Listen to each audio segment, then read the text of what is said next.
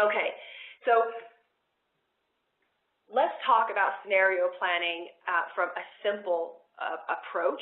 So and I call it a little bit tackling the short-term uncertainties. So, you certainly could use this for longer-term uncertainties, but I like to think about it as sometimes we've got those questions in our minds that are pretty short-term, and let's just talk about a little bit of a simple scenario planning process and how we might go about it.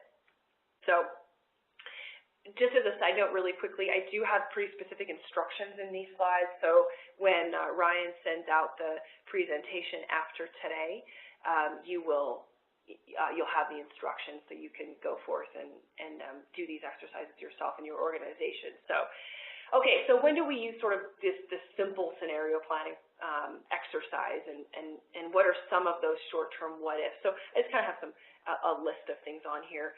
What we ask ourselves this a lot, when in business meetings and planning sessions, etc. So, what if sales are flat or decline? What if they rapidly increase? That's kind of a different way to look at it. Things are feeling a little bit doom and gloom for some organizations, but other organizations today are rocking and rolling, and you might find yourself in that situation. So that's another reason to kind of think about, well, what are we going to do if growth really accelerates?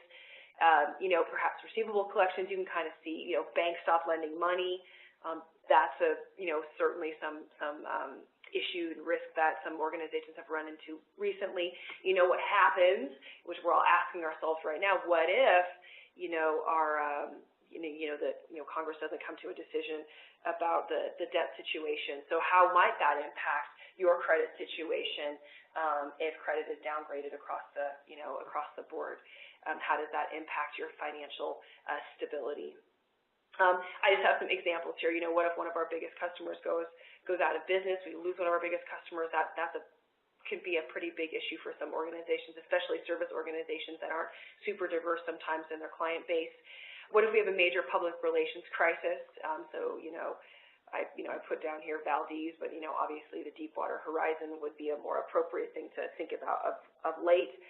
So those are some shorter-term what-ifs. I really think that we're not going to dig into these things if we're not concerned, if they're not really viewed as valid risks. So, what are those things that are keeping you up at night? It might be a perfect time to take, 2 or 3 hours to go through a simple scenario planning exercise to kind of vet out what the reactions and what you might do if one of these things comes to pass. So let's talk about how we do that with our step-by-step way to do a simple scenario plan, scenario analysis. So here is a quick 5-step process.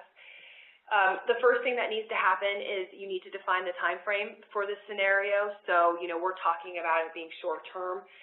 So is this what's the time frame? More than likely it's 1 or 2 years when we're talking about this. So when might it occur?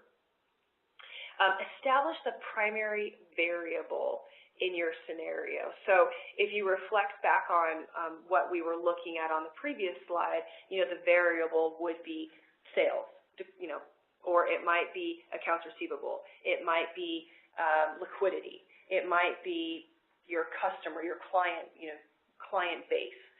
It might be the public relations crisis. So that's the variable that I'm talking about there. In this case, in this particular simple approach, we're just identifying one variable, a primary variable that is, again, where the variance or the swing might come from in your business. So then we need to clearly articulate the problem statement, which is just, classic, problem solving approach. So, on a whiteboard, of course, write down what if we lose our biggest client this year, resulting in a 50% decrease in revenue? Or what if new housing starts decrease this year by 20%? So very defined. The effectiveness of this particular exercise rises and falls on the clarity of the problem statement. So you might have a bunch of different ones you want to analyze, and the suggestion here is to be discrete, work one at a time. So then step number 4 is, so if that were to occur, right, what exactly would the situation be for your company? So, and just flesh out the details, and that's a brainstorming step, right? So nothing is necessarily wrong or right in this particular example, but with your team in this step, just kind of, flesh out. So what would your situation be, and what might occur? What's happening internally, externally, if this comes to pass? And then based on that brainstorm, synthesize it down into what your action plan might be if this scenario occurred. And the most important point on this whole thing is develop a trigger point. So coming out of this, what you want to have is a document, a 1 or 2 page document with your action plan, and at the top of it is the articulated scenario and the trigger point.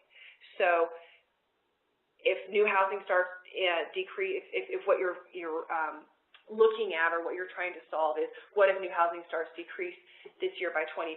Is your trigger point 20% when that economic data comes in? Maybe your trigger point is 10% because you don't want to wait until 20% because that means you're in an entirely different situation that doesn't give you enough time to react. So, whatever the case may be, certainly, what if we lose our biggest client this year? That's kind of a pretty obvious trigger point that, something, either the business drops off or, whatever happens in that case. So however your rhythm of the business is. So anyways, the important point is that trigger point. So I just want to share that one of the organizations that we work with and are associated with is in the construction trade in our particular market. And our particular market's been hit pretty hard by the economic downturn, and they actually we're building residential houses. And so they had gone through a simple scenario analysis just like this, and they had gone through an exercise of what if new housing starts decrease by, and whatever, percentage they selected was